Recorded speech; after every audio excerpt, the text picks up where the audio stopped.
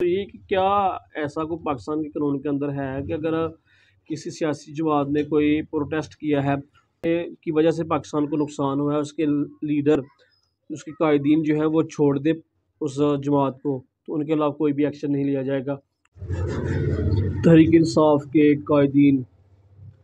Press conferencing کر رہے ہیں اور تحریک انصاف کو چھوڑنے کا، تحریک انصاف سے علیحدگی کا جو ہے نا وہ کہہ رہے ہیں، تو ان پر کسی قسم کا کوئی بھی کیس وغیرہ نہیں کیا جا رہا،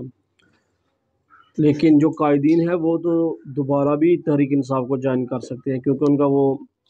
جو ہے نا ایک سیاسی حق ہے، وہ کسی بھی جماعت کو چھوڑ سکتے ہیں، کسی بھی جماعت کو جوائن کر سکتے ہیں۔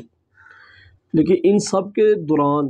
جو تحریک انصاف کے کارکنان تھے جو کہ پاکستان کے ایک شہری تھے، ٹھیک ہے، ان کے خلاف جو کریک ڈاؤن کیا جا رہا ہے، جو انہیں اذیتیں پہنچائی جا رہی ہیں، ان کا ذمہ دار کون ہے؟ یہ آپ جو ہے نا ابرار الحق، ان کا آپ نے جو بیان سنا ہی ہوگا کہ انہوں نے کہا کہ میرا یہ سیاسی حق ہے کہ میں دوبارہ تحریک انصاف کو جوائن کر سکتا ہوں۔ اب اس پر میرے دو سوالات بنتے ہیں۔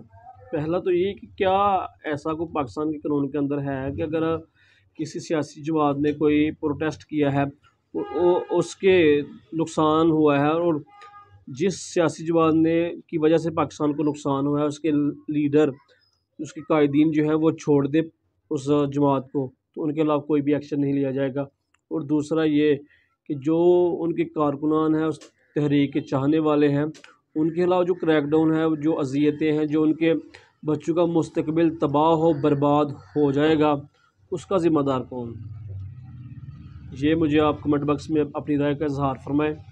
تاکہ مجھے بھی تو علم ہو کہ ایسا کوئی قانون ہے، اور دوسرا جن بچوں کا مستقبل تباہ ہوا ہے ان کے متعلق بھی آپ اپنی رائے کا اظہار فرمائیں۔ Thanks for watching.